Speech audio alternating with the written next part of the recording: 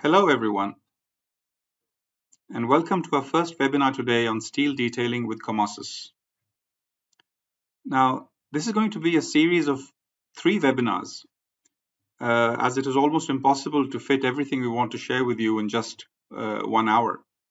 So let me begin by introducing myself. My name is Atik, and I'm the Director and CEO of Proya Software.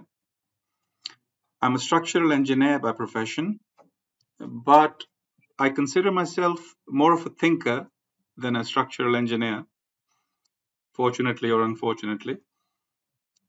I've been working for the last 30 years, but honestly, I have actually never worked a single day in my life. My task today is very difficult. I'm here to create excitement in you, and that's always easier said than done. I'm here to show you whatever I can in just 1 hour, which will make you start thinking that maybe there's a better and faster way of doing steel detailing. Maybe you can spend less time on modeling and drawing creation. Maybe, just maybe, it's time for change. My task is hard because all of us want our lives to continue as they have been continuing. We love inertia. We dislike change unless it's forced upon us. Unfortunately, by the time we take the decision to change, the train has actually left the station, and the advantage of being an early adopter is usually lost. So yes, my task is difficult, but what I'm hoping is to find the visionaries among you who can see beyond what I can possibly show them in an hour. Visionaries who can see that what I will show them today can actually save them and their companies a lot of time and money. Visionaries who can see the potential in some of the technologies which I will get only a few minutes to showcase because of time limitations. I have decided to record this presentation. 60 minutes are so short that I can't waste valuable seconds going between models and views and this and that. I wanted this presentation to be streamlined so that you can enjoy it the most. But before we begin, let me share with you a very brief history of COMOSYS and Proya. I don't want to bore you with the typical PowerPoint slides which show happy workers working merrily as a team and some nicely taken pictures. I'm sure you've seen enough of those. But I will say that we are a part of a large group of companies which has been at the forefront of design, consultancy, and general contracting in Turkey for decades. Having been in this business ourselves, we were ourselves some of the most advanced users of softwares which lead the industry. Now, the key words in this last sentence are we were. We decided to develop our own software in 2001, and we haven't looked back.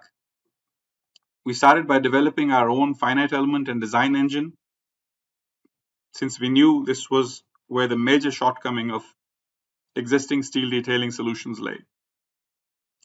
Now, true integration does not come from exchanging files between different programs in non-proprietary formats. Seamless integration actually means no integration is required at all. There should be no seams. There should be no data to transfer. It should all be there in the same program, all under the same roof. That was and is and will remain the driving thought behind COMOSYS. We want the user to start from a green field and finish with the shop drawings and continue with the rest of the life cycle of the structure without switching programs. We know this is a tough target, but we don't want to sway away from it. The reason is simple. It improves quality and it saves time, lots and lots of time. So now with your permission, I'll start showcasing the basics of steel detailing in COMOSYS. So let's start, and let me start by giving you a very quick summary or very quick explanation of the user interface in general, which you can see on the screen right now. And as you can see, it's a very neat and clean user interface. Everything is quite visible and easy to find. And on the top, we have these menus. And let's start quickly from the left one, the file menu, which is basically your open, save, import, export, project preferences, and your settings. Everything is over there. Let me just quickly come back. Then we go to the steel menu, and inside the steel menu, we have all the basic steel creation commands, like creating of columns and beams and vertical bracings and this and that, and manual detailing commands, and everything is over there. The famous AutoAdjust technology is over here, which we'll talk about later. And on the left, if you see over here, there are very quick visibility buttons. So if I just press this one, you can turn off the visibility of profiles, turn them on again. You can turn on and off the visibility of plates, the visibility of bolts or welds. And as you can see, it's extremely fast, this filtering. Then if we move on to these two menus over here, the IntelliConnect menu and the IntelliClone menu, we will be talking a lot about these during this webinar. These are two sister technologies, and they work together hand in hand, and they really end up saving you a lot of time. And we will talk about these when we get to them. The concrete menu, once again, we have the basic tools for entering the concrete elements, for entering the basic rebars, and all the manual rebar entry commands over here. And then if we move on, we have the analysis and design menu, where we've got all the analysis and design related features. There's a lot to discuss. Obviously, we won't be talking about the concrete and the analysis in this webinar. We'll be talking about them in the next during the coming weeks. Then we have the edit menu over here, which under which we have all your copy, move, mirror, rotate, your cutting tools, your measurement, and your point creation and line creation, and your dimensions, and your selection filters and editing tools for plates and frames and bolts and all that is collected under this title. Under the view menu, we have your basic view creation commands, like creating view by 2 points, 3 points, plane views, and this and that. Your object draw modes, color codings, your work plane settings are all over here. There are lots of ways to create and modify work planes, your clipping planes, and this and that. All that is under the view menu. Then we have the drawings and reports section, where we have your numbering and your drawings and drawing settings and the creation of different types of drawings available in COMOSYS, part and assembly drawings, material takeoffs. Also, the reports which come out of the analysis and design section are under this menu. Then we have a miscellaneous kind of a menu over here, which is called tools, in which we've got lots of tools and we can discuss them later. But importantly, right now, your profile databases and bolt databases and assembly databases are all collected under this. On the left-hand side over here, you have the Project Explorer, in which you have all the views. You can create an infinitely many or unlimited number of views in COMOSYS, and you can open them and you can close them and you can work through them. You have your grids over here, your floors, your design restrictions, your groups, your documents, your drawings. You can explore basically the entire model from this side. And on the right-hand side, we have the component manager, in which you have your all your macros and components which are available in COMOSYS. So let me just quickly go through just like that. There are the beam-to-beam connections over there. There are the beam-to-column connections, all of different types, of course, simple and moment resisting. Then we have your bracing connections, and then we have your splice connections. We can see there are many different types of splice connections. You have your purlin and girth connections. You can see many different types of those as well. You've got many different types of base plate connections. You've got many different types of truss connections over there. And each one of these, by the way, has many subtypes, which we'll discuss when we get to that. Then you have your detailing menu over there, which you've got lots and lots of little tools which really help detailing go really fast. You have auxiliary steelwork, your floor modeling, ladders, handrails, very detailed macros over here, studs and cladding. So all your facade cladding, creation of studs, individual facade cladding pieces, making holes through them, multi-claddings, all those features are available, creating the drawings of those claddings, etc. Then you've got structural members like creating trusses and girths and sag rods and this and that. Then you have miscellaneous steel detailing, and this is another group. Then we've got user-defined. These are your user-defined joints, manual macros, if you will. Then we get to the concrete section, which we won't be talking about today. And under the formwork section, we've got walls and slabs. And we can see you've got shear walls, closed walls, all sorts of walls. Then you've got openings in these walls and channels, and we'll be talking about that in the next webinar. Then you've got staircases and staircase related macros, and you've got foundations and foundation related macros and components over here. Then you've got other details which are related to the concrete module of COMOSYS, and these are very detailed, and you will love these when I'll talk about them in the next webinar. Then you've got embedded objects, and all kinds of complicated embedded objects are available over here. Then we get to this complicated reinforcement components, and here we have your reinforcement components like surface components, region components. These are very powerful tools which I'll discuss for the creation of rebars. And then we've got these container macros for very quick creation of single beams on an axis, and columns and slabs and holes and staircases and flares and this and that. Then we've got a special area for tank modeling, which I might discuss a bit today. And then we have finally what we call parametric objects. And in the parametric objects, we've got shape databases, different basic types of parametric objects, parametric cuts, parametric surfaces, and these are all for general modeling. So this is a very long list, and I don't want to talk much about that and waste time right now. But this is a basic introduction to the user interface which we will be using, and it's a very clean user interface, and it's a modern user interface which we have recently updated. And I just wanted to give you a brief introduction into that before we proceed to the actual showing of the individual features. Perhaps the first question in your mind is about the basics, like, can I enter elements freely, anywhere, everywhere, where I want? Are there any restrictions to the geometry I can create? Well, in COMOSYS, you're totally free to enter anything, anywhere. The same basic ideas of creating views, creating points, defining work planes, which are the hallmarks of good 3D modeling softwares, are available in COMOSYS with even more flexibility. Like full views and selection filters, copying, moving, rotating, and mirroring are extremely powerfully implemented in COMOSYS. In fact, when you will learn about the details, you'll be pleasantly surprised by their intelligence. Now, when you're entering your basic steel,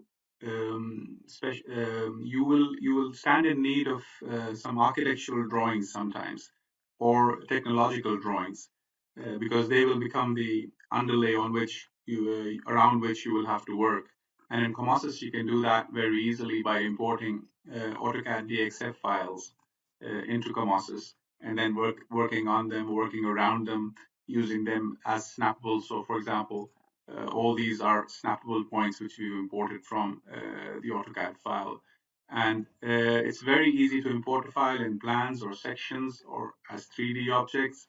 And then even the layers of the AutoCAD file are maintained over here. So you can turn on and off certain layers, for example, which you don't want, which you feel is just getting in your way. Or you can leave them on and you can work around them, but they're all snappable. And it's very useful as an underlay. Now, I'll start with one huge advantage of COMOSYS, which is that you don't need to, the detailer doesn't need to re-enter the entire model once the engineer is done with the finite element model. But the question is, how is this possible? Because there are so many mistakes, or not, I shouldn't say call them mistakes, but there are so many things which are not really taken care of in the analysis model, that usually the detailers find it more convenient to re-enter everything rather than deleting each and every element and entering it again. They find it much easier to just delete the whole thing and re-enter it. Now, there can be many examples of where the finite element model doesn't really work, but I'll just give you the three of the very important ones. The first one, which I want to talk about, is the horizontal bracing. So as you can see, this is how an engineer would hand over a model to a detailer. And the horizontal bracings are not where they should be. So what you want to do is you want to maybe rotate them downwards, maybe you want to push them down, maybe change their offsets to a certain number, and according to whatever detailing requirements you have. Now we do this in COMOSYS with a revolutionary technology which we call AutoAdjust. And what AutoAdjust does is it's very customizable. You can change the parameters, but what it does is it converts the finite element model into a model which you can use for detailing. So let's try to do that right now for the horizontal bracing. Now all we need to do is just select the entire building, press enter, go to your profiles. Now if you want to select the horizontal bracing, you just go for the beam group option over here and you double click on the horizontal braces, and your horizontal braces are selected all over the building. Now you go to your auto adjust command, and inside there are horizontal bracing options, and there are lots of things you can do about from the height of the top of steel and this. And I'm not going to go into the details, but I'm just going to press OK right now with the standard options. And when I do that, immediately the program finishes off the adjustment of all the horizontal bracing according to my predefined rules. And this, with one simple step, a very major hurdle in using the horizontal bracing has been removed by COMOSYS. The second example which I want to give relates to vertical bracing. And because the finite element model is maintained by the engineer, the vertical bracing is usually connected like this, that the working point is the top of the beam, because the beam is entered as behind, and the working points of the vertical bracing are at the top. But this is not the way the detailer wants to do it. And the only way you can do that is to delete them and enter them again so that they meet at the center of the beam. But this is not everywhere. So for example, over here also it'll come to the center of the beam, the working point. But at the base plate point, it is already at the center. So different situations will apply. And once again, we can use the auto adjust, which basically converts your finite element model into a detailable model. Just select everything as we did before, press enter, go to your profiles, go to the beam group, go to your vertical braces, double click, and your vertical braces are selected immediately. And just press auto adjust and just press OK. And immediately your vertical braces will be brought to the middle of the beam, and the ones which are already correct, which is the base plates, will be left as they were. The third example which I want to give relates to trusses, and this is perhaps the most time consuming for the detailer, because in trusses, the members of the web of the truss their center of gravity lines need to meet with the center of gravity lines of the top chord and the bottom chord at one point. But if we zoom in from this analysis to this analysis model, we see that nothing meets at a single point. This is the center of gravity line of the top chord, but this one is meeting it over here, this line is meeting it over here, and this one is meeting it over here. The same problem is at the bottom chord end, nothing is meeting together. And this is such a huge problem that what the detailer typically does is they just deletes all these members and re-enters them from their proper locations, and thereby also destroys the finite element model as well and makes it unusable. So how can AutoAdjust help us in this situation? All we do is we just select the web members of the truss, press this magical AutoAdjust button, say OK, and immediately all the elements, the diagonal elements, are adjusted in such a way. First of all, what I want to tell you that the finite element model is not broken. The finite element model is still connected. But if we come back over here and now we go and select the whole thing and draw our gravity lines, we will see that now we have a totally different picture. These lines, the gravity lines, are all meeting at this point, which is passing through the center of the beam. Similarly, over here also, the gravity lines of these angles are meeting at this single point. And now, without really doing anything bad to the finite element model, the detailer can just continue his work with this finalized auto-adjusted model. The three examples which I just gave you are just some of the things, a few of the things which AutoAdjust can do. It can adjust your purlins, it can adjust your girts, it can adjust your vertical braces, horizontal braces, it can adjust your splice locations as well, your trusses, which I just showed you. Basically, it can bring your finite element model into a model which is usable by the detailer, and this is a huge savings in time because if the detailer has to re-enter the entire model after the finite element, the engineer guy has already worked on it for a month, and the detailer spends another whatever number of days just re-entering the same stuff, then that's a huge waste, which AutoAdjust will basically save you from.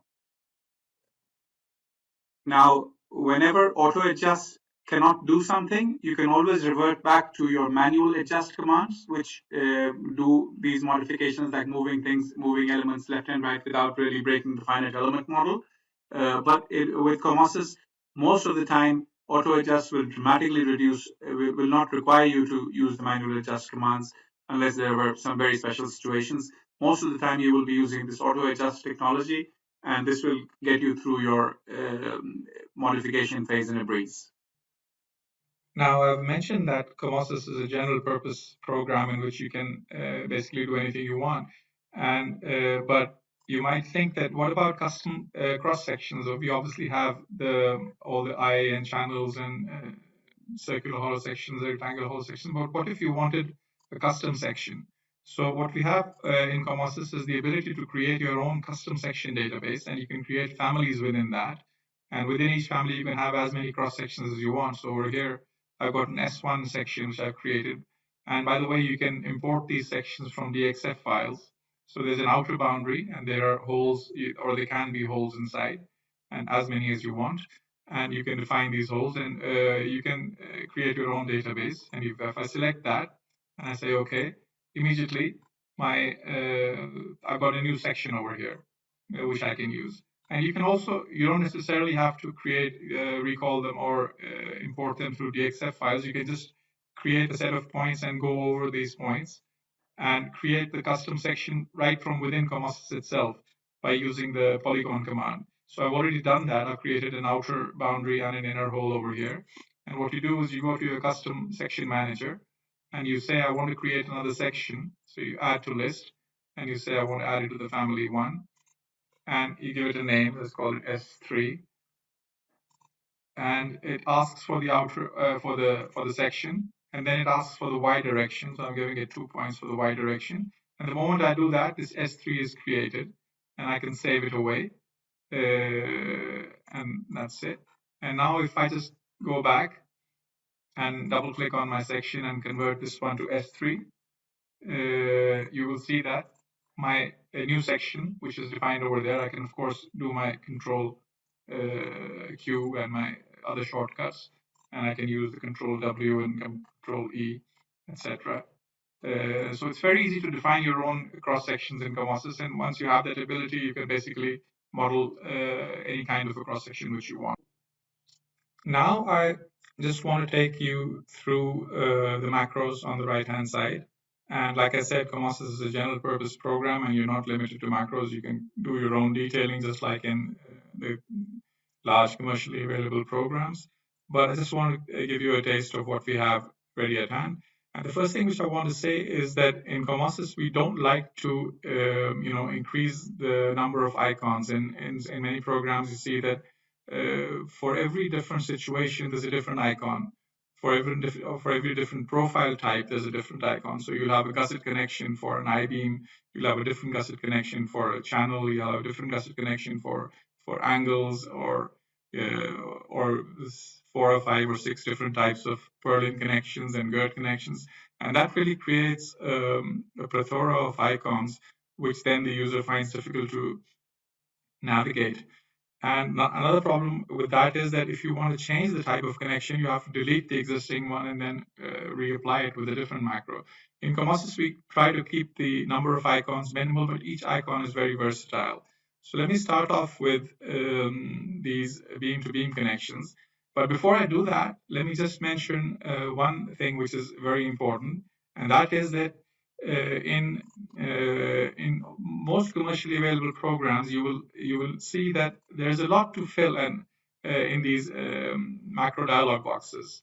There's a lot of information, and what is this information? It is basically things like your thicknesses, your plate thicknesses, which need to be entered, your bolt sizes which need to be entered, the bolt assemblies need to be chosen, the bolt distances need to be entered, the wells need to be defined, the well sizes, and everything. And this is a very time-consuming task. And typically, if you're not very experienced, this can take maybe 5 to 7 to 10 minutes, depending on how experienced you are, and you can still make a mistake. For entering a particular, for creating a particular connection. In COMOSYS, because it is in the unique position of being directly linked to a finite element package, which we will talk about in the third webinar 2 weeks from now, hopefully. Because it is linked to that, and because it also has something called what we call the project preferences file, which has all sorts of geometric information like what kind of. So let me just take you through that for a second. And so, for example, for the bolts, it already knows that for an M20 bolt, what the 1.5D distance needs to be, what the 2D distance needs to be, what the 3D distance needs to be, how much bolt hole tolerance you want, which particular bolt assembly you want to choose, etc. And stuff like your plates and what plate thicknesses are available in the market and all that. So without wasting too much time on that, there's a whole video on this which you can watch later. But what the idea behind COMOSYS is that you don't need to really enter anything in these dialog boxes. You basically just click and connect. And if the analysis results are in the model, then for the major connections, the connections will be designed, and you won't need to enter anything. That's a huge time saver, because 5 or 10 minutes for every single connection, just entering the data, and you can multiply that with hundreds of connections, and you can see how much time you can save. So let's come back to the issue at hand, and these are the beam-to-beam connections. And of course, everybody knows about the beam-to-beam end plate connection. It's very simple. You just select the main beam and a secondary beam, and you right-click, and you have a beam-to-beam end plate connection. It works two-sided as well, so you can have a main and you can have coming from the other sides, etc. And then the next one I want to talk about is the stiffened end plate connection, which once again you have a main and you have a secondary, and you can have a main and you can have a secondary on the other side. These can't be two-sided, and this is also a very commonly used connection, which we have available in COMOSYS. Then we continue with the fin plate connection. So that's also, you just go ahead and you select the main and the secondary, and then there are a few right clicks, and there's a reason for that, which I'll talk about. But you can create a fin plate connection very easily. And then there's the angle cleat connection, for example, which can also be one-sided or two-sided, depending on what you want. And you can create your angle cleats like that. These are the four most commonly used beam-to-beam end plate connections, beam-to-beam connections for simple cases. If you have a fixed connection, for example, so let's say you have this particular is a cantilever over there, and it needs to be connected as a fixed connection, beam-to-beam fixed connection, then what you can do is you can just apply this, and it'll create this splice sort of a thing on top, and which will connect the top flanges, and which creates a fixed connection. Obviously, the apex haunch situation is very common, so you just select the two beams, and COMOSYS will do the connection for you. Now, you can have situations in which there's a beam which is passing over another beam with a kind of a gap in between them, like shown over here, and you want to connect them as it passes. So this could be a monorail beam, for example, which could be underslung as well. And we have, for those situations, these beam-on-beam connections over here. So let's try the first one, and you can select this one first and this one second, and this what it'll do is it'll create a connection like that. If you reverse the order, so if I were to go to the same one and select this one first and then the other one, then it'll be a hanging kind of the other one will be as if it's hung by the top beam. Now, similarly, if you don't like bolts in tension or that kind of a problem exists, then you can use the hanging beam connection. So you can select this one first and then the other one. And then what you have is this kind of a connection with the bolts in shear. Or what you can do is, if I undo that, you can do the same thing with the opposite order, and this time you have the opposite direction being used. So this is also very common in detailing.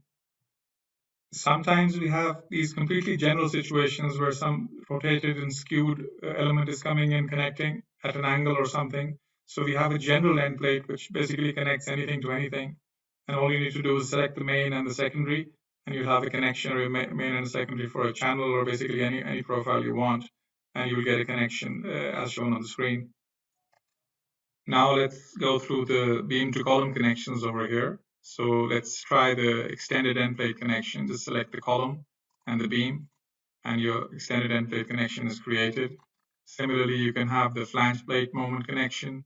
Once again, the column, the beam. You can have the other side as well, but just right click to finish, and you have your flange plate moment connection. You can have a directly welded connection, in which case choose the beam and the column, and you've got your back stiffeners and the direct welding. Similarly, you can also obviously have the haunch connection like this. And from the other side, when we usually have simply supported beams coming in from the other side of the column, we can use the beam to column end plate. We can use the stiffened end plate. We can use the fin plate. So let's use the stiffened end plate, for example. We can just select the column, the beam, and the top and the bottom stiffener, which already exists from the other side, and we can create this connection. Similarly, we can use the fin plate connection with the same stiffeners. We can select the column, the beam, and the top and the bottom stiffener, and right click, and we can get the fin plate connection as we want. These connections will work when the incoming beam is coming at an angle as well. So let's try the stiffened end plate connection, for example, in a similar situation.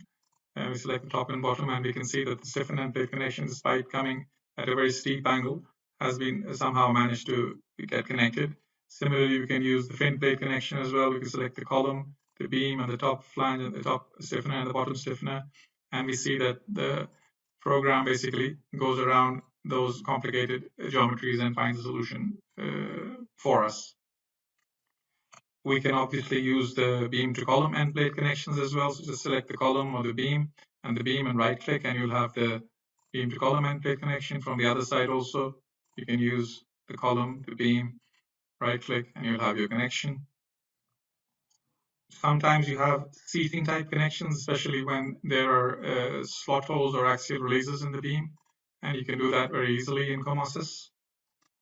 You can have your bolted gusset connections, which are commonly used for connecting bracing, or you can have your corner bolted gusset connections, which, for example, can be used in situations where there's a limiting element, and you can easily connect them using the corner gusset connection. And sometimes you have bracing elements coming from the other plane, and you can't use the bolted gusset or the corner gusset connection. So in that case, you have the vertical gusset, for example, and you can choose the main member and the bracing, and you can have a vertical gusset instead of a horizontal gusset, which is also very useful. When it comes to creating splice connections, you'll find that COMOSYS is a joy to work with, whether it is a splice of an I-beam or a channel or an angle or a back-to-back angle or a back-to-back channel or a face-to-face channel or cross four angles used as a cross or four angles used in this way or cross column, which is a big menace for most detailers, they'll know this, or other types of connections. You just keep using the same connection. For example, I just use the splice connection and I say connect these to a splice and you get the splice connection. What about the channel? And we get the splice connection again. What about the angles? Once again, we get the splice connection. What about the back-to-back angles? Just use the same connection. What about the back-to-back channels? Once again, we just use the same connection. What about the face-to-face ones? Once again, we just need to select two and we get our connection. Similarly, for the cross angles, we have four angles combined together. We can just use the same connection. And similarly, for the four angles used in this way, we can use the same connection. For this one, for the cross column, we have a separate connection. And you can just click, and the detailers will know that this is a big hassle in most commercially available programs creating this connection. Similarly, we have these end splice type connections. I don't want to take up too much of your time. We have some special connections for pipes, special splices for pipes, and basically all sorts of things which I can't show right now. For my purlins and girths, for example, once again, like I mentioned, we don't have dozens of icons but we have very few, but they do dozens of things. So we go to the girth connection, let me select the column, let me select the two girths over here, and immediately I have my connection over there, as you can see. But if I go inside the macro, you'll be able to see that I've got all sorts of other connections as well. I can just select the angle type, and my angle type connection is created. The very same macro, I don't need to change it. It can give me a bracket type as well. It can give me a bracket type without cut, which is the first one which I did. It can give me a folded plate or a same profile type. For example, I can use the same profile type, and it's gone like that. If I were doing a purlin, for example, I would go to my purlin connection, go to this one and this one, right click, and over here I can, for example, within the same macro, I can choose the folded plate type, and I've got my folded plate type connection, or I can use the angle type, which is like this. And so the very same macros basically give me the option of working with multiple cases.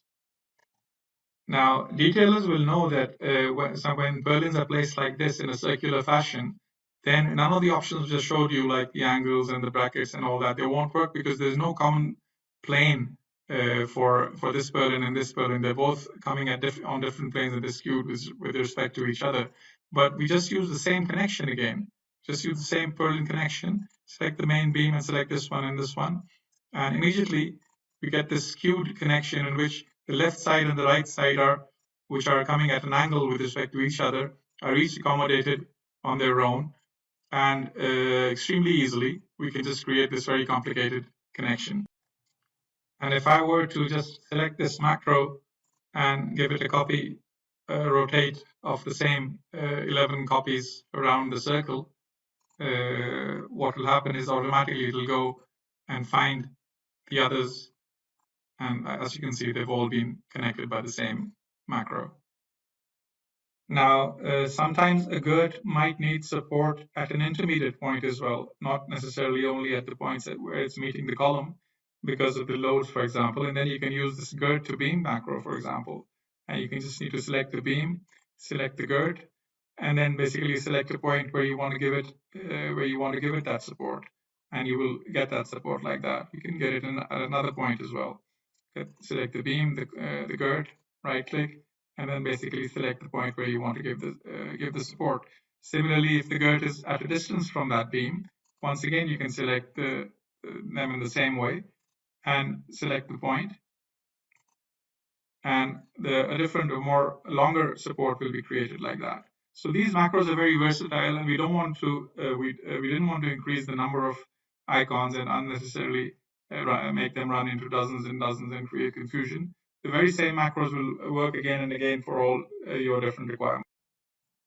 Now, for trusses, once again, there are many options you can use in COMOSYS. For example, obviously you have the welded gusset connection, which you can use the connection very easily just by selecting the main and the secondary marks, and you have what is something which is very similar to the bolted gusset except for it's welded. Or for example, you have this end plate connection in which you can select a column and select the trusses coming into it, and you can get your end plate connection like that. But you also have many other options. For example, over here, if I were to zoom into this, there's a column coming in and there are two trusses coming in from both sides, and then they perhaps need a common connection over there. So what you need is the truss seating, for example, something like that. And what you do is you select the column, select the top brace, this one, the top cord, and then this one, and your common connection is created immediately, which is very very easy to do. Similarly, this apex point over here requires a different kind of a connection. You can't use the normal gusset one because of the break in the angle at the top point. So you can use this one over here, apex gusset, and you can select these two first, and then you can select the rest, and your apex gusset is created. Basically, it's going through, as you can see, and it's very easy to do as well. You also might want to do this apex point slightly differently. For example, instead of the normal gusset, you might want an end plate over there. So you can use this one over here, in which you will use this one and select the other side, and your end plated connection at that point is basically created by COMOSYS in a second.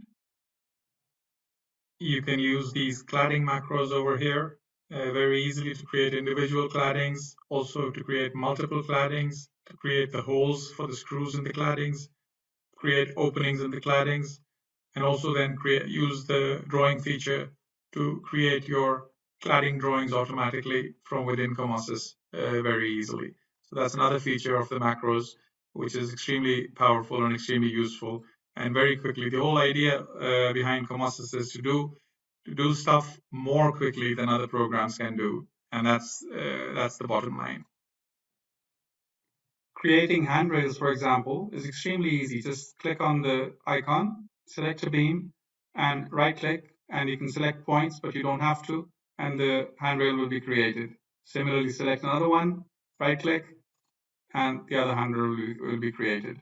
These can be connected, joined together by using this handrail connection macro. Just select any two members of the two handrails, and they will be joined together. There are many options within this. So, for example, if I were to create another one over here, and then go inside the macro. If I press M enter, we can have all sorts of other options over here. For example, I can take this to the outside. It comes in this direction. I can give it another variable. I can give it an offset. It goes to the other direction. And we have, so for example, right now, the different kind of connection has been created. We can have, let me bring it back to the other one. Go to the post settings, bring it to the middle. And in the middle option, I can use the pipe option, for example, as well. And with the pipe option, I can create a removable handrail if I want. And a removable handrail is created. So all sorts of different options are available for your end plate settings, for your knee plate settings, for the handrail settings, different end conditions, embedded steel even, because if it's sitting on concrete, you can have your different options, and for the removable ones you can have different options like this and like that. So this single macro is extremely complicated and does a variety of work extremely quickly. Creating vertical ladders, all that means is just basically selecting a point, or then you can modify it, of course, by reversing the directions. You can give different angles, you can have all sorts of different features over here. You can change the cage type to normal, exit on left, exit on right, exit on front without cages, all your different parameters. So these are very complicated macros which are usable in industrial type structures. You can also create floor modeling. For example, you can create your checkered plates and gratings very easily, directly, and very quickly as well. All you need to do is just select the floor and ask COMOSYS to create the floor for you, and it will do that. If you remember, I had mentioned that with COMOSYS, what we don't like is creating too many icons for different cases. Because in many programs, you literally for every single case, there's a different icon. But what that ends up doing is it creates a huge clutter. So we don't do that. We try to collect things conceptually under one icon, and then that icon can do all the various things. So for here, I've made a particular example of the bolted gusset macro, which is very suited to this. There's a big beam which is going throughout across, and there are many different types of braces coming in and coming into it and framing into it. So let's go for the bolted gusset connection and select the main beam and select the secondary beam, right click, and we can immediately have our classical bolted gusset connection. We can, of course, have or not have these pink stiffness. But what about if it's a back-to-back angle? That's a different case. So if you select the main beam and the back-to-back angle, right-click, immediately the same macro works for the back-to-back angle as well. What if it was a cross angle? Once again, I just select the main beam and the secondary one, and the cross angle is also connected by the same one. What if it was a back-to-back angle, but opened up a lot? So you can't have a gusset plate of a thickness of 200 millimeters between them. So if I select the main beam and I select this one and I right-click, you see that it modifies, it creates it into a double gusset connection for that single element. And mind you, in COMOSYS, these are not two different profiles. You can select them as one profile, which is a huge advantage. Now let's see what we do with the back-to-back channel. And select the main beam and select this one, right-click, and immediately we have our very nice gusset connection. What if we had 4 angles like that? We can once again select the main beam, the secondary, and right-click, and we have our connection. What if we had this face-to-face angles rather, not a back-to-back, but face-to-face, but opened up in such a way that it won't be solvable by a single gusset. So we have these double gussets now. As you can see, it's very convenient, very easy to use. This is once again a face-to-face. This is the same profile as this one, but it's been rotated. So in this case, the program knows that a single gusset will suffice because you want to connect it in this direction. What if it was 4 angles like this, creating a box like that? And you could just do like that, and once again your double connection would be created. And the 4 angles in this way would also work. Now, if I continue over here, I've got some pipes over there, and I can continue with the same connection. I can do like that, and my pipe connection is created, as you can see, with a single sided plate at the bottom. I can continue with the same one for another pipe over there, and this one I can go inside, and if I don't like the single sided connection, I can have a double plate connection as my preset, and this time I get a double plate connection. What I can also do is, let me connect another one and go back inside into the macro parameters. And from my pre-saved presets, I can do one with no end plate and just load that and apply that. And in this case, we have, so for these ones, there was a thick end plate, but that creates different kinds of stresses. Over here, these plates go inside the pipe. The pipe is cut to accommodate them, and it's a completely different connection. This is also done by the same macro. Once again, I can do something else as well. I can go in there, open up my macro presets, and do a welded type connection, for example, which might be used in trusses, in which it's directly welded connection with the gusset plate going into the pipe. So it's very versatile. Over here, for example, I have a face-to-face U coming from the flange side of a column or a beam or whatever, and immediately I get this extremely complicated connection because this is we have very large forces now, and we need a different kind of a connection to work with this. And for this one over here, let me just clear some space for us. So let me go for the I-beam now. And as you can see, the same bolted gusset macro does so many different things. And instead of having 20 different icons just to create clutter and difficulty for the user, you just have one icon. And depending on, so if you went in and changed this pipe into an I-beam, it would just work.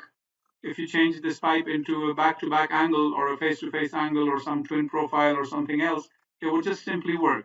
And that's a huge advantage with working with these powerful components, which actually cover sometimes dozens of cases. And while I'm at it, I might as well show you the batten plates. Because these are selectable as one profile, they're not two profiles. Although for detailing they get converted into 2 or 4 profiles, you can cut them separately and they'll get different part marks and all. But for selection and moving around, they behave as one profile. So if I go to my batten plates, I can just go click, and my batten plates are created. I can go to a cross angle, and my batten plates are created. You can see that they're very nicely placed. I can click on this, my batten plates are cleared. I can click on this one, once again it's done. Back to back, the 4 angles, the back face-to-face angles, face-to-face in the other way, the box, all of these are, you can very quickly, because they're single element, and you have obviously all the different ways of modifying the macro. So the point being that these macros are very powerful. Don't look at their number. Each one represents many cases, and that's what we need to remember. Now, there are many things which I'm not telling you because of lack of shortage of time, and we just don't have the time to go into the details of all these little things which you need to know. But what's important is that macros in COMOSYS are not like macros in other programs. You don't waste time entering lots of data for these macros. You don't waste time entering all the plate thicknesses. You don't waste time entering all the weld sizes. You don't waste time entering all the number of bolts and the bolt sizes and stuff like that. All that is taken from either the analysis or from your project preferences. And the basic idea, the basic thrust is that you don't spend 5, 10, 15 minutes entering this basic data each and every time you want to make a connection. And all you do is basically click and connect. And overall, when you think about it, if you work for a month, most of that time, a lot of that time is spent actually entering your thicknesses and your number of bolts and your weld sizes and your weld types and all those parameters, the location of the bolts from the angle gauge distances. Those are the kinds of things which take a lot of time. And in COMOSYS, the fundamental idea is that you don't enter anything, you just click and connect. Obviously, you can enter as much as you want. You can use it like other programs. You can enter all the data if you want, if you don't like what it does. But the idea is that you don't. And that is the one which really saves you time. And it can really bring down a 1 month job down to 10 days or 5 days. And it's a really important feature which I want you to think about. A quick word about our proprietary clash detection technology, which we call ComClash. Now, this building over here, which you see, is not a very big building. It's about 10,000 elements, 10,000 frames and bolts and plates. And if I were to do a clash detection on this building in other softwares on my computer, typically I would get somewhere. They will finish the job in about 2 minutes. It's going to take about 2 minutes to do a full clash detection on this building. With ComClash, however, we have this amazingly fast technology which is proprietary, and I'll just do it in front of you. I'll just right click on that and I say go to the clash check, and I just press this run button, and let's say how long it's going to take. I'm going to say 1, 2, 3, and that's it. In 2 seconds, it finishes the entire clash check and gives you a report of all the individual clashes over there. You can double click on them and you can go to each one of them and find out what they are. But the point is that in what on my machine, what other software typically do in 2 minutes, ComClash does in 2 seconds, and that can really save time if you do a lot of clash checking in your business. Now let's move on to the topic of connection design and steel connections in COMOSYS. Now, the thing is that when it comes to moment resistant beam column connections, then we have to design those connections according to the capacity of the capacity of the beam. But for the rest of the elements, this is not the case. Let's take the flow beams, for instance. So this beam could have some sort of a force on it, and the end reactions could be as low as less than a ton, maybe. And if you check out the capacities of bolts being used these days, high strength bolts or even normal bolts, even a single bolt can carry 5, 6, 10 tons sometimes. And if you think about it, when the end reaction is just 1 ton, 1/10 of a bolt is actually enough to carry the loads coming from analysis. So that creates an awkward situation that if you design this end connection according to the loads coming from analysis, you get very ridiculous looking results. So what we need is a system in which it will check against the loads coming from analysis, but it will also compare the connection thus achieved by some company standards as well. And if the company standards end up to be higher, so for example, if the loads are dictating that only 1 bolt is enough, but the company standard says that whenever you have an IP 300 beam, you should connect it with 6 bolts, then the company standard should take over. But if the loads dictate, if the incoming loads are higher than that, then the company standards should be abandoned and the connection should be designed according to the load. The horizontal bracing also, for instance, which is an axial force member, cannot be designed according to the axial capacity because that's very, very high. And it's usually because of buckling of these elements, and similar is the case with the vertical bracings, because they have buckling constraints. It's usually typically of the order of maybe around half the capacity of the member. So once again, we can't just go ahead and design according to the capacity of these members, and the loads need to be taken into account. The same would be true for truss connections, purlin connections, girth connections. In fact, most of the connections will need to be designed way below their actual shear capacities or axial capacities, and it's only the moment resisting beam column connections which need to be designed according to the capacity. Now, once the analysis is complete, the model gets locked. And if the model is locked, all the analysis results are available to COMOSYS. And when you create a connection, it will be designed according to all the various loads and under the various load combinations. But what if we were to unlock the model? If we were to unlock the model, then all the loads will be lost, and therefore we lose the capability of connecting that back to the analysis results. So for that situation, in COMOSYS, we have this capacity ratio button over here, in which we have this option called assign capacity ratios.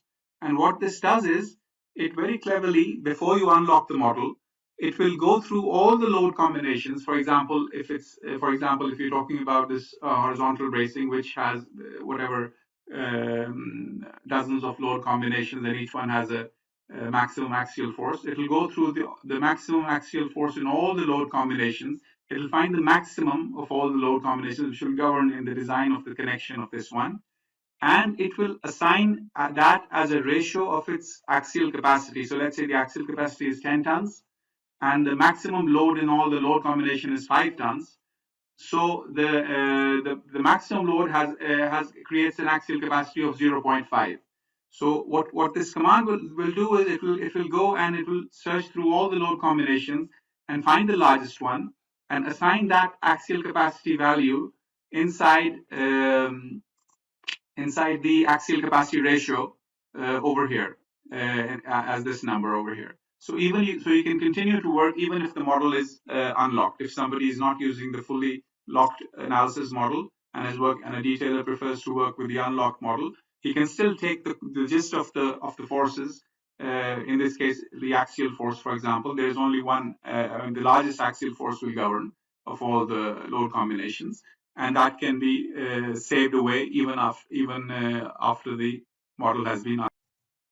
The same is true for vertical bracing. Once again, no matter how many load combinations you have, it's the maximum axial force which governs, and those axial forces are then saved away by this command, so that even after you've unlocked the model, you can still continue working with it. For the beam connections, the simple beam connections or the floor beam connections, it is the sum of, or the square root of the sum of the squares of the V22 shear and the V33 shear, which might be available, and also the axial component is saved away separately, so that the connection can be designed according to those, even if the model has been unlocked. And the same is done for trusses and for girts and for purlins. And like I said, for the main connections like the beam to column moment resisting connections, you're going to design according to the capacity anyway, so you don't really need the loads. But there's another problem, and that is that you might have the same beam cross section in different parts of the model, but their end loads might be different.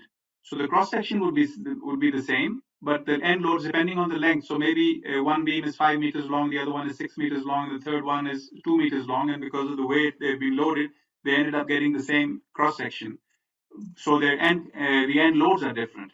Now, another thing which you don't want with steel structures is you typically want the same section to get the same connection as well. Otherwise, there'll be just too many different, it won't really look very nice as far as the detail is concerned. So what you also want is for all the similar sections, or you might want this, for all the similar sections to basically get the same connection as well, even though the loads in some of them might be lower. So what you want to do is actually to go through, let's say you've got this IPE 300. So you go through all the IPE 300s in the model, and you want to find the one with the maximum load on it.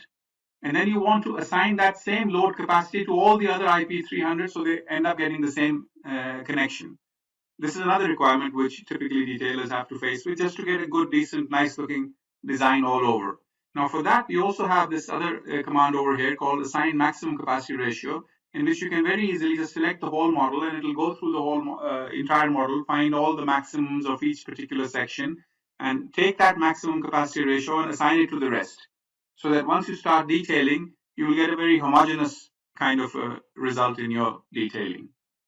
Now, as far as actually doing the connection design and getting the connection reports is concerned, we have a very simple system in which we've got three colors, green and red and yellow. And red means that something is wrong and you need to go and check in the report what is wrong and act accordingly. And green means all the code checks are fine and everything is okay. And yellow means that no design was performed. So we do have most of the major, your floor connections, your moment resisting connections, your bracing connections, your truss connections. The major connections are covered, and some of the secondary ones, they don't have connection design capabilities right now. But the basic coloring scheme is very simple. So what you can do is you can simply start off by, so like I said, green is good. So you can connect with the fin plate, for example, right now. And if it turns out green in this coloring mode over here, if it turns out green, then that means the connection is fine. If I go ahead and do a corner bolted gusset on this one like that, and that turns out green as well, then it means that it is, whether you're working in the locked model, it'll go through all the loads, whether you're working in unlocked model in which you're working with equivalent maximum loads, which is probably the better way because you want to over design your connections reasonably in any case, since you don't want your connections failing. If anything, your member should be the one which is failing. Let's go to the other side as well. Let me go. So as long as you're seeing green on the screen, then nothing is, then you're basically good to go. Let me go to the end plate connection, for example, over here. Right click, we get it, we're getting something green, that's fine. Let me go over here and go to my bracing connection. Let me select this one, and this one, and right click. Okay, we get a green brace, that's fine as well. Let me go over here and go to my flange plate moment connection and select this one, and this one, and this one, and I get a green connection.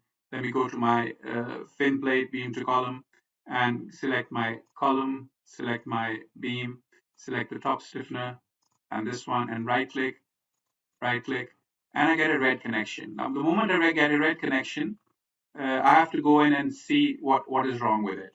And for that, I will have to create the connection design report, which is very simple to do. And I can scroll down and see, as long as I'm getting these green yeses, this informative thing is okay. That's not really a critical code related check. But wherever you see the fail, then you have to act accordingly. So this is a bolt shear resistance problem. Let's go further down to see if we have any other problems. So the rest seem to be passing well. So I need to basically go down and go inside the macro and do something about, maybe I'll just increase the bolt diameter, and yeah, it turns green. So the idea is that you keep going until you have green, and when you see something red, then you go inside the report and you make your changes accordingly. But this on the fly kind of a system is very useful because the detailer gets some confidence out of it that what he's doing is correct, and the loads have been transferred by the engineer, and even if the model is unlocked, we have the maximum loads and they've been assigned through the commands just talked about. And with this very simple and neat system, you've got a very quick way. And at the end of the project, you can also create all these design reports and get a printout and send them to the client. Now, I'm going to talk about a revolutionary technology which we call IntelliConnect Plus. What you see on the screen is a fairly large industrial building. As you can see, it's got multiple floors, it's got a complicated roof, it's got all sorts of bracings coming in and out. So, in my opinion, typically by using the programs which are available, this is a job which will take at least 1 month to do for a detailer. And what I'm going to try to do, obviously, I'm not going to finish the building off, but what I'm trying to show you right now in the next few minutes is I'm going to try and connect maybe about 1/10 of this building in about 10 minutes, right? And the idea behind that is to convince you that a huge amount of savings can be done with industrial buildings or with other types of buildings as well by using this revolutionary technology, which we call IntelliConnect Plus. And obviously, this will be streamlined towards this webinar. But you will get an idea that if I can connect about 1/10 of this building in 10 minutes, then maybe you can do this whole building in a couple of days. And that's the whole point, that with COMOSYS, you can reduce your man hours tremendously. Now, IntelliConnect is a node-based technology, which means that the finite element model in which we have finite element nodes, those are the ones which tell COMOSYS what to do. They give the connectivity at every joint. So this joint over here, for example, has a connectivity of 2, which is telling me that there's a main beam and there's a beam connecting to it. The total connectivity is 2. This one has a connectivity of 4, and so on and so forth. And because we have this connectivity information, we can then use this technology to collect this information at every joint, find out what the constraints are, think of what macro needs to be used, which macro is more appropriate, and then actually apply it and then find solutions. Now, you know that there are things which are similar, which are available in the market, which do things like rule-based joints or auto connect, which what they do is they basically connect 2 at a time. So what they will do is they will connect this beam with this beam, this beam with this bracing, this beam with this bracing. But what you'll end up is with a hodgepodge of clashing elements over here. And that doesn't work. And I'm not going to talk too much about that. But the idea is that IntelliConnect Plus, what it does is it will look for possible solutions, non-clash solutions. If needed, it will even shift elements left and right if you allow it to do so. And it will choose the appropriate macro which works if you give it that flexibility. Basically, within the constraints which you specify and within the constraints of each macro, it will try to find a solution which is acceptable. Now, macros are usually unconstrained, but over here you have this constraints in which you can go through all the macros available for IntelliConnect, and for each one, you can there's a primary frame and then the secondary frames depending on the macro, and for each one of them, you can tell the IntelliConnect Plus technology which main frames are allowed, what types are allowed, but more importantly, up to what height should it use this macro. So for example, you can limit the usage of the fin plate macro to a height of say 200 millimeters of the secondary beam. And if it's a higher beam, you want to maybe go to another macro. So this area over here, which is limitations or constraints, you can use to define how the macros will be constrained in their usage by IntelliConnect Plus. Once IntelliConnect Plus is done doing its job, it'll give you a report as to which nodes it managed to connect and which ones it couldn't. And then you can go, if for example, it is unable to connect, find solutions for certain nodes, you can go and do the rest of the building manually. But more often than not, you will find that in most practical situations, IntelliConnect will find a nice solution for you. So let's start with the purlins. As you can see, this is a reasonably complicated roof. We've got purlins ending up at the end, and then there are purlins, 2 purlins sitting on the trusses, and once again at the end as well. And what I'm going to do is I'm just going to randomly select about half the roof over there, and I'm going to ask the technology of IntelliConnect to actually go ahead and connect it. So all I do is I right click and I go to my IntelliConnect menu and I say create the Perlin connections. Now, once I'm inside, of course, as we've discussed before as well, the Perlin macro has so many different options. We don't have 5 different macros for the Perlin. We have just one, and they can do all the different things. So what I want is a folded plate connection in my case. So I'll just select that, and I will press the run button.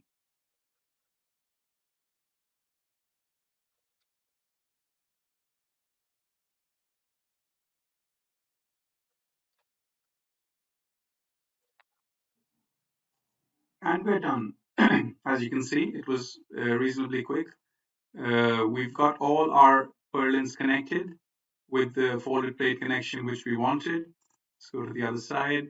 Yes, they've all been. So basically, what it did was it found the nodes, the relevant ones. It removed the nodes which weren't related to purlins, because I had just done a random selection, if you noticed, and it basically connected all the purlins exactly as per my requirements.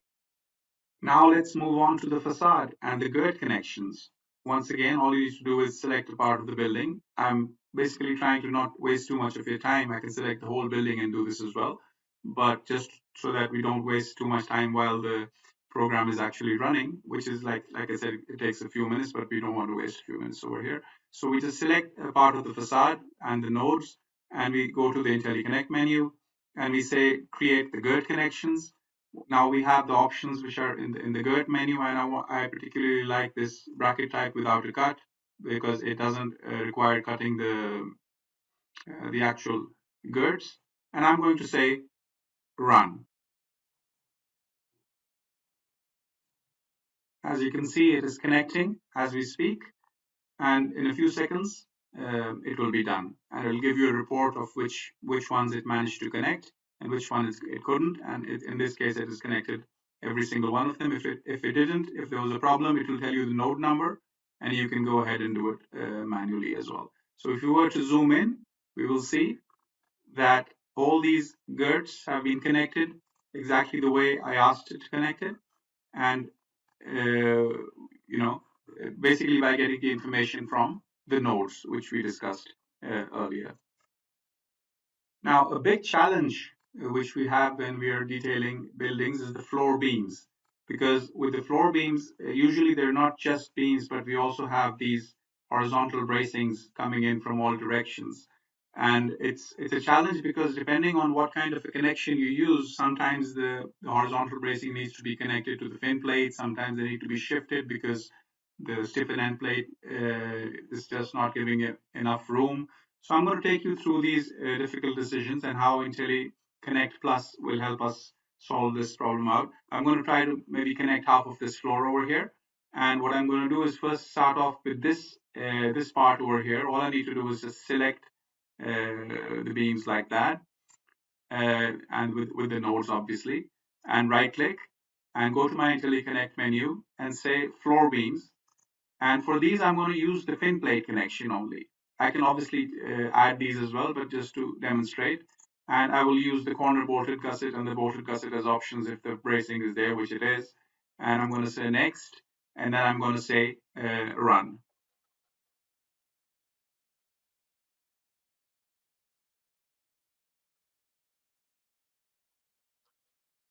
Now it's done, and as you could see very easily, it immediately did that part of the floor which I had chosen by using the fin plate connection, and basically using the different options it had. In some cases, you saw the results being shifted, the horizontal braces being shifted, because that was the only solution it could find. But within a few seconds, it managed to get you a solution for that area. Now, instead of using the fin plate connection, let's use another one, and let's right click for this part of the floor. And instead of using the fin plate, let's use the stiffen end plate connection, because this one has a wide end plate, and it will force the shifting of the horizontal bracing. So let's remove the corner bolted, because that won't be possible. Let's go for the bolted gusset connection and say next, and then we can press run.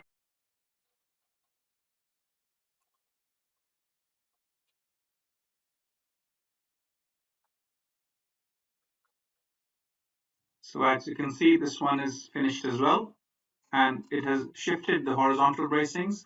And we have the option, I didn't show that, we have the option of removing this inside stiffener as well. But the whole idea is that it has avoided the clashes which could have occurred because of the choice of the stiffen end plate connection. And by shifting the horizontal bracing, which is a very time consuming task for the detailers, it has managed to find a solution which is usable, and like I said, constructible as well. And it is also taken into account how much space is needed for the tightening of those bolts. So there's a lot going on with IntelliConnect, which needs to be appreciated. Now, Another complicated joint is the beam column joints, where the beams come in and meet the columns. And of course, you can have other elements like your vertical bracings framing into the same point as well. And these are complicated joints because you can have up to 5, 6, 7 elements coming in and meeting at the same point, and there would be stiffness created by many macros, and they could clash with other connections. So this whole joint needs to be sorted out and intelligently solved by the IntelliConnect Plus technology. So once again, like I said, there are many different options. You can have your from the frame side, you can have your haunch connection or the flange plate moment connection or the directly welded connection or extended end plate connection. All those are possibilities. And from the other side also, you have several possibilities. So there are literally hundreds of combinations how this can be done. But I just want to show you how we will go about connecting these beam column connections very simply by using IntelliConnect. So let's select this corner of the building like this, and we've got lots of beam column connections coming in that area, and right click and go to my IntelliConnect command and go to my column beam connections this time. And as we discussed, it could be the haunch. We might want to use the haunch connection or the extended end plate or the flange plate or the directly welded. Let's go for the haunch one right now and say next. And for the simply supported beams from coming from the other side, we're going to use the stiffen end plate connection, and then we can use the corner bolted gusset if there's any vertical bracing involved as well. And now we just say run.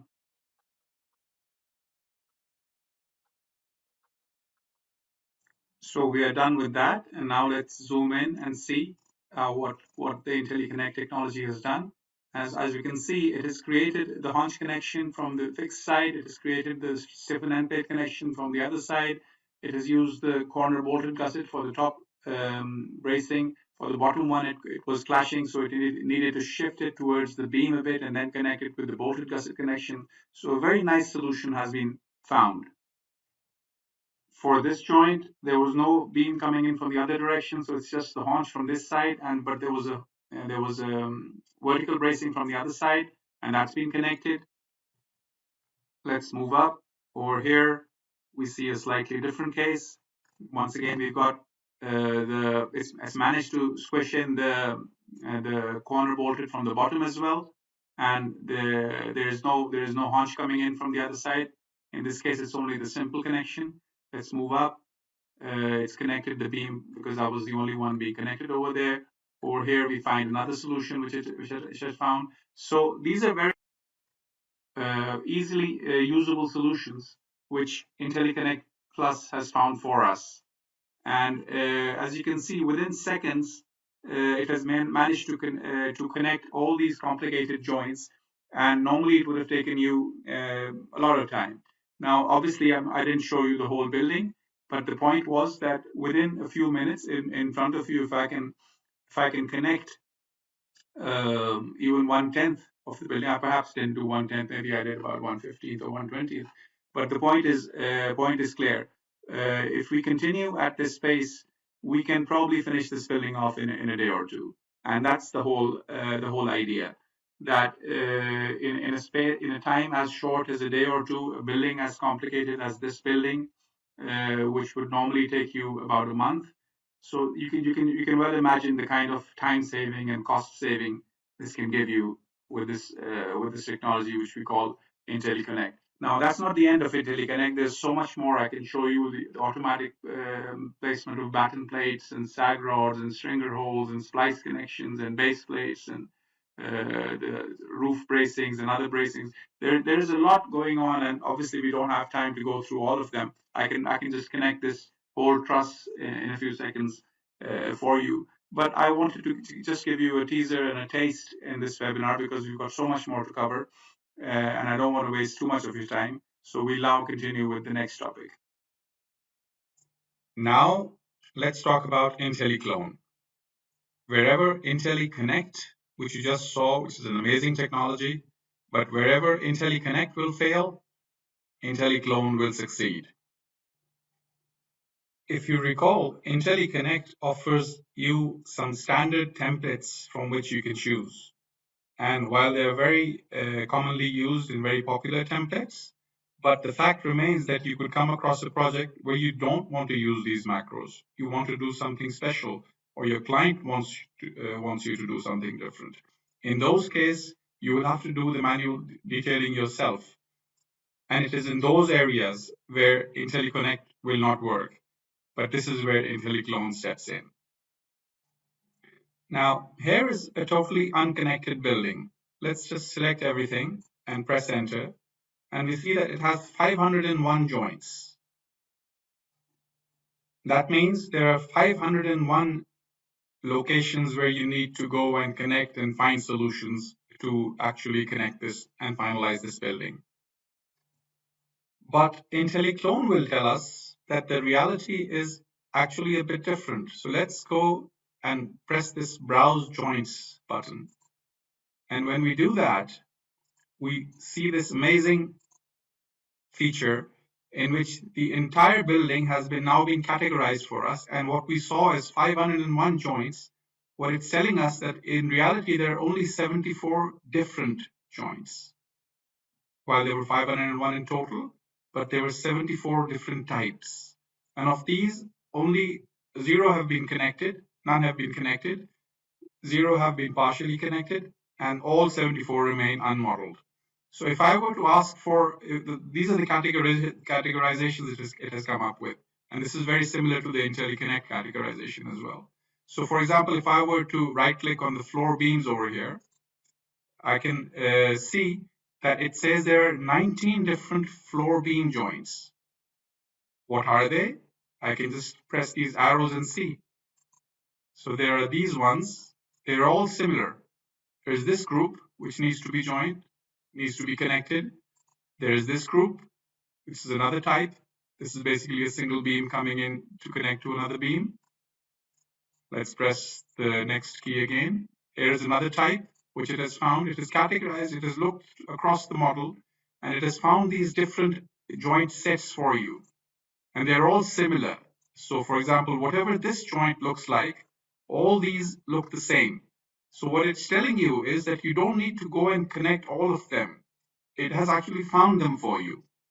All you need to do is connect just one source. Do exactly what you want, whether you want to do manual detailing, whether you want to use certain macros, do whatever you want, which you can do in COMOSYS.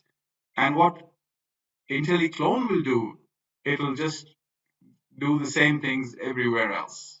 And that's an amazing feature. First of all, it'll bring your total time from 501 joints to 74 joints. And even for those 74, you will have to do just one instance of each, and the rest will be propagated. Let's keep on moving forward. These are all the different cases which you couldn't have found easily with the naked eye. And even if you did, you couldn't categorize them so beautifully. For example, let's remove this and go to the beam column joints. And these are the beam column joints in the building. And let's go through these. So this is one type which it has found. This is another type. When there's a column, 2 beams come from the other direction, and there's only 1 of these. And then there are 2 of these, and 1 of these.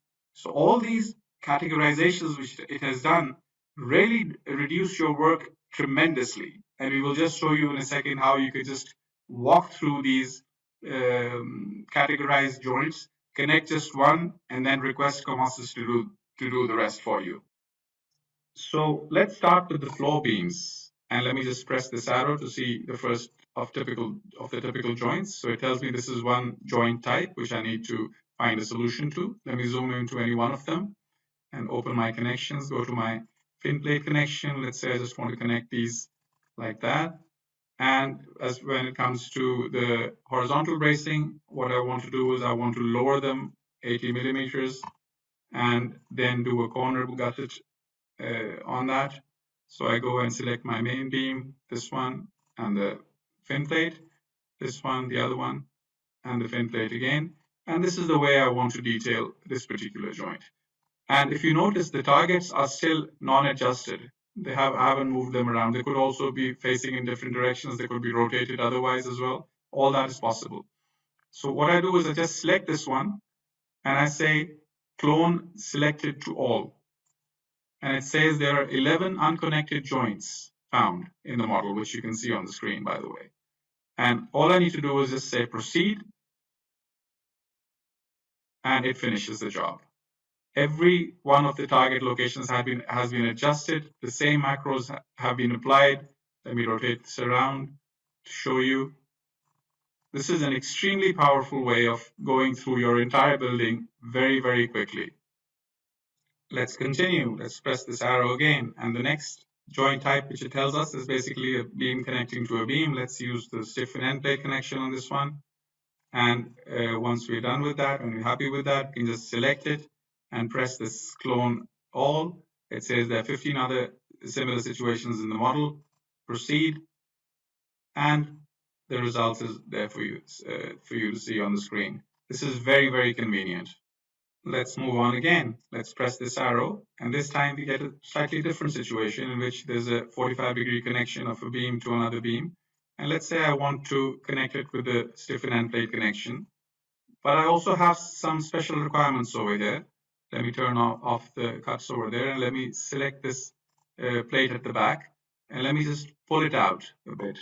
Let me just say I want to pull it out maybe 40 millimeters. And this is a special requirement of this particular project. And when I do this kind of a modification, which is not directly doable by the macro, what I need to do is I need to explode that macro. So I just explode that. I turn on the cuts again so that I can select everything. I just select this one like that. Now it's an exploded macro situation. I zoom out a bit so that we can see. I say clone selected to all. It says there are 11 other cases of a similar situation. I say proceed, and it's done. If I go to my joints, I can see that the plate has been pulled out. Let me turn off this. It's pulled off on all the target locations as well. And this is so convenient that I can just walk through my model, connecting one by one, resting assured that whatever I did at the source joint has been moved to the targets as well. Now let's do a base plate connection example. So let me zoom in over there to a base plate on that. I want to remove this particular stiffener. So what I'll do is I'll just say M enter, and I'll open my dialog and I'll remove the P2 stiffness. Now this P2 stiffener is gone. I can now use my corner bolted gusset for connecting the brace, but I need to pull it out as well. So for that, I'll open the dialog box and I'll say, I give it a slightly larger number over here so that I can pull it out. And now it's still clashing with the pink plate. So what I'll do is I'll go to my steel command over there and, oh, sorry, my edit command over there, and I'll say edit plates. I'll say plate versus plate adjustment. And I'll say select the main plate, which needs to be cut, which is this gusset. And the cutting plate is the pink one, and right click, and I immediately get this chamfered connection over there. So this is the way I want to do it now. And for that, now I need to, what I need to do is I need to explode this one as well. Macro explode, because I did some modification on that. And after I'm satisfied with what I've done, all I need to do is just go and select everything over there, zoom out a bit, press my clone selected to all button. It says there are 3 other places in the joint in the model, which you can see on the screen. I say proceed, and I get my results immediately on the screen in the same way as I did it on the source location. This kind of a feature will really reduce your work by, it can do it by orders of magnitude. Like we decided when we saw there were 501 joints, but there are only 74 different types, and it just walks you through each one of them. What could have taken days can take hours. So wherever, and this, the beauty of all this is that you're not stuck with the template in which you are with IntelliConnect. Over here, you can do manual detailing the way you want to do it and just propagate it around in extremely intelligent manner. Now, COMOSYS, as you've seen, is extremely powerful in its ability to deal with arbitrarily complex shapes and structures. And but despite that, there's a trend in the industry which we also like to follow, and that is the ability to work together with programs like Grasshopper, which have the ability to mathematically model arbitrarily complex geometries, whether it comes to lines or surfaces or anything which is, especially this is used more commonly in things like special facades or uh, roofs with very special curvatures. So we have developed an interface between the two. And on the left-hand side, you see Grasshopper. On the right-hand side, you see COMOSYS. And these things need to be done by people who are a bit familiar with programming techniques and how to use Grasshopper. But once you get used to that, they're not really as intimidating as they might seem on the screen right now. So this is what I've created over here is a very simple model of a portal frame in which you can enter the distance between the portal frames, the number of bays of the portal frame, the height of the column, the number of purlins, the number of girts, and the X span, the apex level, those kinds of variables. And the moment if I go in and I say bake, immediately you see that on the COMOSYS side, you see the live link, and it has created the portal frame according to the parameters over here. And if I zoom into there, and if I say that let's increase the number of columns to 9, the live link will immediately update that. If I reduce it to 6 back again, it will bring it back down. If I were to say the height of the column, if I want to change that number, to something else, I can modify it from here, and the height of the column will vary accordingly. So these are little very useful features which you can use. Obviously, you will probably not be using it for a portal frame. You will be using it for more complicated geometries. And so I've created a slightly more complicated one. Let me open another one, which is a space truss, for example. And this is an even simpler model. Let me just delete everything on the right-hand side. And what I've done is I've created a saddle kind of a space truss in which the 2 points are going up and the other 2 points are going down. And it's basically based on 4-point entry, and it creates a surface, and then it feeds it into COMOSYS. So let me just go in there and do the bake. And when I do that, immediately the saddle geometry, which you can see on the screen, in which a truss is created, a complicated space truss is created, which is twisted. Two of the opposite adjacent ends are at the same level, and the other two are at a lower level. And then you can continue after you've gotten your basic geometry in. You can continue to do the detailing in COMOSYS. So this is very useful, and this is something I wanted to mention in the webinar. Now, many times the consultancy companies don't really want to get involved in the production of shop drawings. And what they do is they will create what we call connection drawings or sample connection drawings or typical connection drawings, and they will pass on that information along with the model, if possible, to the detailer or the manufacturer, so that then they can do the full modeling of the structure and basically go ahead and create the shop drawings. But the creation of these typical connection drawings itself is a major task, and it consumes a lot of man hours. And they have to do it, and it's something which needs to be done. In COMOSYS, what they can do is they can very quickly produce those typical connection drawings by not modeling the entire structure, which can be time consuming, but actually just doing a few whatever basic typical connections they want to convey to the manufacturer. They can let's say there are 20-25 typical connections which they want to do. They can connect model at those points and create what we call these little boxes. So I'll just do that in front of you. So all you do is you just select an area around a joint, for example. Let's say this is a connection drawing you want to create, and you press this detailing item manager button, and it opens up this little box. You can give this connection any name you want. So I've already got some connections in there. I'm going to call it C8 because I've come to C7. So you give it a name, and you say add, and then you basically select the other. When you press the select objects, you can select this beam, this one, and this one, and right click, for example, and this little box will be created. And this box will basically tell COMOSYS to how to detail this connection in the drawing. So what I've already done is, very quickly to show you on another floor over here, I've created 7 of these boxes. So I've got one over here, I've got one over here. I've got another one over here, which is the column and the beam and the horizontal brace. And then I've got some over here. Basically, I've got 7 of those.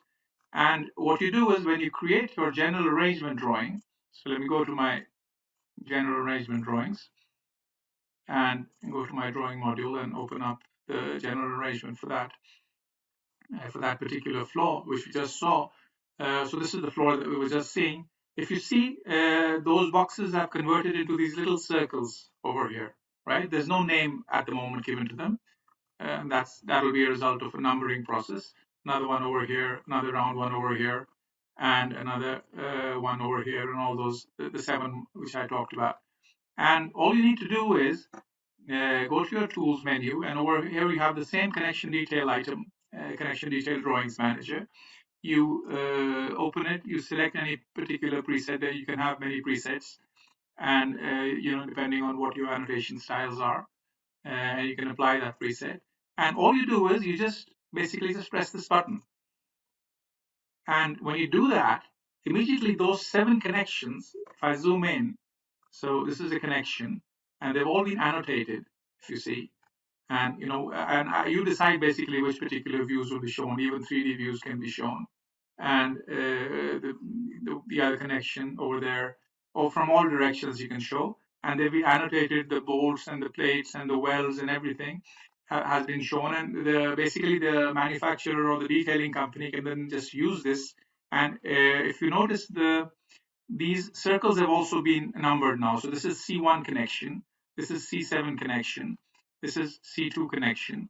They've all been numbered, C6, and the same numbers appear over here as C1, C2, C3, whatever.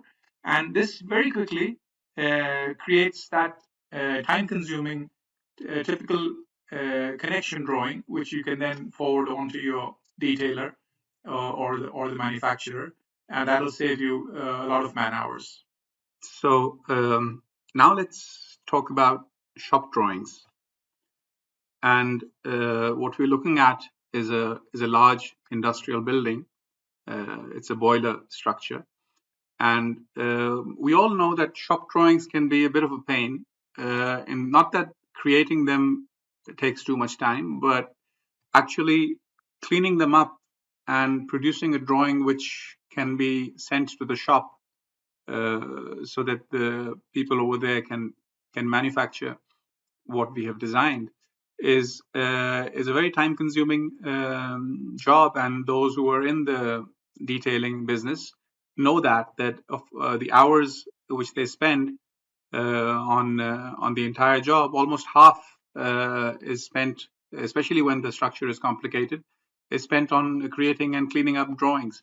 So I want to talk a bit about that and how COMOSYS can produce shop drawings, and I want to particularly emphasize the general quality of these shop drawings. So, like I said, this is a boiler structure, and I'm gonna do a few examples. And let me start off by this example over here. This is a truss, as you can see on the screen. And what I'm going to do is I'm just going to right click and say select the assembly, and that selects the truss assembly. Let me just go and show that only. So now we can see what kind of a truss we're talking about over here. So it's a reasonable truss, not very complicated, but it's got some stuff on it. And what I'm going to do is I'm going to just select it, and I'm going to say create the assembly drawing for that truss. And you know that assembly drawings for trusses are quite a problem because their dimensioning needs to be cleaned up a lot by the person who's doing the detailing. And this drawing is created right in front of you. There's no manual intervention. I'm going to open up the drawing manager. This is the drawing which was last created just now. And I'm going to double click on it to show you what the default drawing without any manual intervention looks like for this truss over here. And you can see it's a 1.5 A0 page drawing. You can see the material list over there, but that's not really of your prime concern right now. What is probably of your prime concern is the way the dimensioning has been taken up. And you can see on the screen the quality of the dimensioning, and you can tell by yourself how much cleaning up this will require. And I hope you're also of the same opinion that more or less this is acceptable as it is, and maybe a few strokes here and there, but not the 1 hour you would normally need to spend on this drawing to clean it up. It's a very clean drawing, and everything which you need is over there, the single parts. Obviously this is all customizable. There's a lot of detail which we can talk about, but this is not the purpose of this webinar. All these settings, drawing related settings, are over there for which allow us to basically make modifications. But as you can see, it's a very, very clean drawing, and this is what I wanted to show you in this example. Now, to continue with shop drawings, curved beams are another menace for detailers, and every detailer will tell you that creating the assembly drawing for a curved beam is a big problem, and basically the drawing needs to be redone completely by hand. And COMOSYS offers quite a neat drawing when it comes to curved beams as well. And I'll just show you the example which I've just created over here. As you can see on the screen, well, obviously the single parts are over here, but the curve beam itself, as you can see, has been dimensioned properly with the angular dimension commands. And you can see that it's fairly neat and it's fairly acceptable. Maybe you'll have a few things to do here and there, but generally the quality of the drawing is still much better than most of the commercially available softwares. We can continue with the single part drawings, for example. That's also a matter of concern. So let's select a few random plates. Let's select this large plate over here. Let's select this splice plate over here, and maybe select a few small plates as well. And once again, you just right click and you say create drawing. Of course, you can select the whole building, and I don't want to waste your time, but just to show you, you say create drawing and you say part drawings, and the part drawings are created by the program automatically. And you can go to your drawing manager once again, and those three parts, you can see them over here. So let's open this one up, for example. This is the very small plate which we selected over there. It shows us exactly the material list and how many of these exist. 506 of these exist in the model, and exactly in which assemblies they exist, in what number, and all that. And then we can go to the other ones. For example, we can select this one. We can see that the larger plate that we had selected, once again the material list is over there. It's been dimensioned. And let's go and double click the other one as well. And this is the splice plate which we had chosen once again. In which assemblies does it exist? What is the total count? What is the total weight? And obviously these are all customizable features. So this is a brief summary of the part drawings, and as you can see, all of them are very neat and clean, and they can be used directly. COMOSYS also has very nice features for the creation and modeling of tanks. And you can model your shell plates, you can model your base plates, you can model the roof plates, you can model your roof nozzles, you can model your side nozzles, as many as you want. And not only does it help you to model the tank very quickly, but then, as always, the drawing feature for tanks is also very nice, in the sense that these drawings of the shell plates and the roof plates and the base plates are pretty complicated drawings, and those who've done them would know. But COMOSYS, by using some specialized technology, automatically creates these drawings for you. So this is a drawing for the shell plates, for example, and they've been opened up not in the round, the spherical way or the cylindrical way in which they were modeled. The material list is there for the shell plates. You can see all the details over here. You can go on between for the base plates, for example. Here we have the drawing for the base plates, and each and every part has been marked. And once again, we have the list of the base plates over here, material list, and each individual part has been drawn and shown.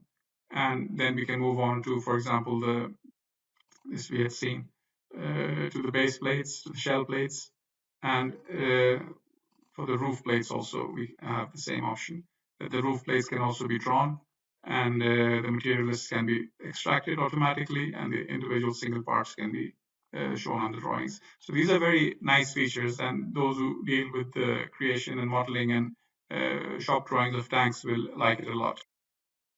I had mentioned that you can use COMOSYS to produce your cladding drawings, and it's very easy. So I'll just give you a brief overview. All you need to do is basically create this polygon around your facade just by selecting points. And that's very easy, as you all know. Just go around the facade. And once you're done with that, you'll just use the cladding, the multi-cladding macro, and it will automatically create the cladding pieces, which you'll obviously select them from your catalog, and it will create these overlapping cladding pieces, and they will be cut so that they're fitted inside that facade. Each individual piece will be cut, and then you can create further openings for doors and windows if you want. And this whole process will literally take you a few minutes, not even that. And once you're done with that, you just create the automatic drawing, and COMOSYS will immediately create the cladding details for the facade. It'll be numbered. Every single piece will be numbered. It'll be drawn separately as a single part, and the profile will be given, and there will be a material list, which you can then see that every single position number. It's even the RAL color can be given. I haven't given it over here. The areas and the weights and everything all will be given, and within a few seconds you will create this cladding drawing extremely easily from within COMOSYS. Now I want to talk about interoperability. And what you see on the screen is a very large steel plant, which, by the way, is being manufactured and erected as we speak. But what I want to talk about is this requirement of the market for different softwares which are being used in the market, and there are many, to be able to communicate with each other and to be able to transfer data from one to the other. And many different attempts are being made, and some are more popular than others. And for example, IFC is a very commonly used format for transferring data from one program to another. And COMOSYS also has IFC capabilities. But what I want to show you right now is another capability in which it is more than just an IFC transfer, but I will show how this entire building can be transferred directly into a Tekla model. And for that, there's a tool which can be used to transfer the entire model to Tekla structures, which is once again one of the popular and very commonly used softwares in the market. And what COMOSYS has is a file format. If you go to the import export section, you have a file format called CDFX. This CDFX is the native file format for COMOSYS, and this can be used for import and export to other softwares, etc. And of course, tools need to be written for each particular software we want to convert to. But I'm not going to take you, I'm not going to do the actual export in front of you, because this building of this size, which I have chosen on purpose, will take maybe 15-20 minutes to transfer completely, because I'm not going to transfer just the profiles. What I'm going to do is I'm going to transfer the bolts, the cuts, the profiles, the plates, the welds, each and everything which has been modeled in this model. I'm going to transfer it to Tekla structures. And for that, the procedure is to simply go to your export menu and export the CDFX file. And once you do that, a file by the extension of CDFX will be created. And then there's a tool available, which is an import-export tool, which can be used for Tekla import-export. And what you simply, while Tekla is running, you simply use that tool to import the CDFX file into Tekla. And the reverse operation is also possible. You can export any model from Tekla in all its details into COMOSYS. So you can just take a look at this building right now, just to make you remember what it looks like. It's a huge hall. I've specifically chosen a large building to show you the exactness of the transfer. And just keep this picture in mind. And here I have the transferred model into Tekla. And the entire building has been transferred over here. It took about, 15-20 minutes, but The idea is that it has been, so if I go back to the COMOSYS model and I zoom in there to show you some details, so let's zoom into this corner over here. You can see all these bolts and these vertical stiffeners and these fin plate connections and this haunch over here. And let me go back to the other model over there and zoom into the same area. And you can see exactly the same haunch, the same stiffeners, the same fin plate connection, the same splices, the same girts, each and everything, all the bolts, all the bolt assemblies. In fact, even you can see all the welds have been transferred. If I were to go to these trusses over here, I can easily see that every single part which was modeled in COMOSYS is now transferred over into the Thekla model. So this is very useful for people who want to transfer their models from COMOSYS into Thekla or want to transfer Thekla models back into COMOSYS to continue their detailing for whatever reason. Now with that, I will let you all go. I'm really sorry for taking much longer than I had promised. But even now, I feel I haven't shown you half the stuff I wanted to. I hope you've liked what you saw today, and I hope I've succeeded in sowing the seed of curiosity in your minds. Now, all programs do everything in this day and age, and it's just how long it takes to do those things which makes the difference. And time is money, and profits are important to keep the business alive. And COMOSYS will save you a lot of time and money. I know that from my own personal experience. Please feel free to visit our website, where you will also find links to our resellers, and you can contact our teams for any clarifications which you might need. We will have 2 more webinars in the coming weeks. The next one is about concrete and rebar modeling. I really hope to see all of you and even some of your friends there as well. So please feel free to invite anyone. Take care and stay safe. Goodbye.